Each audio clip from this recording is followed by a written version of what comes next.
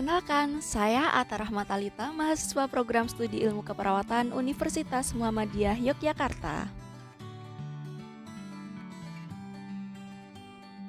Halo rekan-rekan, kali ini kita akan membahas tentang potensial hazard kebakaran di SPBU.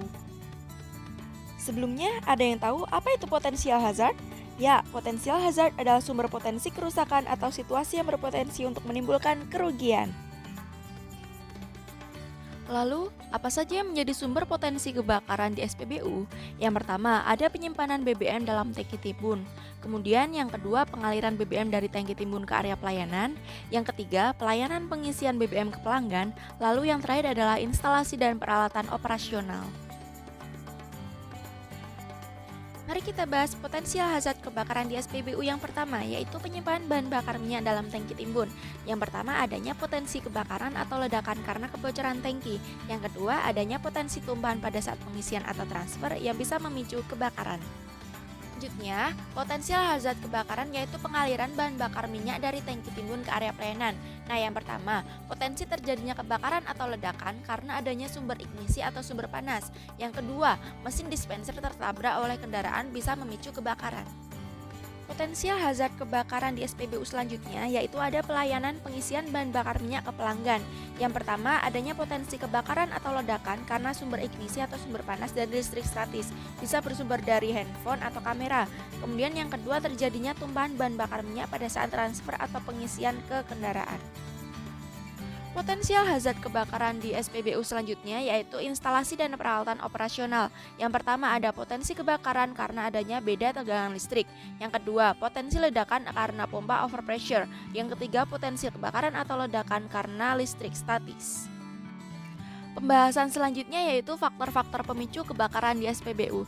Kira-kira rekan-rekan ada yang tahu tidak apa saja sih faktor-faktor pemicu kebakaran di SPBU? Yuk simak pembahasannya. Untuk faktornya sendiri itu dibagi menjadi dua, yaitu internal dan eksternal. Yang pertama internal, itu udara, panas, dan bahan bakar, biasanya disebut dengan segitiga api. Kemudian untuk yang eksternal bisa merokok atau listrik statis.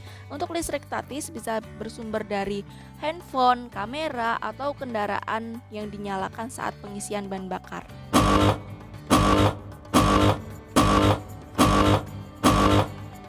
Attention please, inilah hal-hal yang perlu diperhatikan ketika kita sedang berada di SPBU ya rekan-rekan.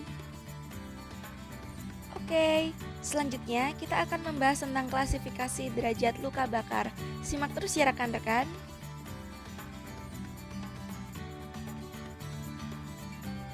Untuk yang pertama ada luka derajat 1, dia termasuk yang ringan, lalu terkena lapisan kulit luar saja. Untuk gejalanya itu tampak merah, kering, dan terasa sakit. Yang kedua ada derajat 2 atau yang sedang, dia terkena epidermis dan sebagian dermis atau lapisan kulit yang lebih dalam. Lalu gejalanya tampak merah, lecet, melepuh, bengkak, dan terasa sakit.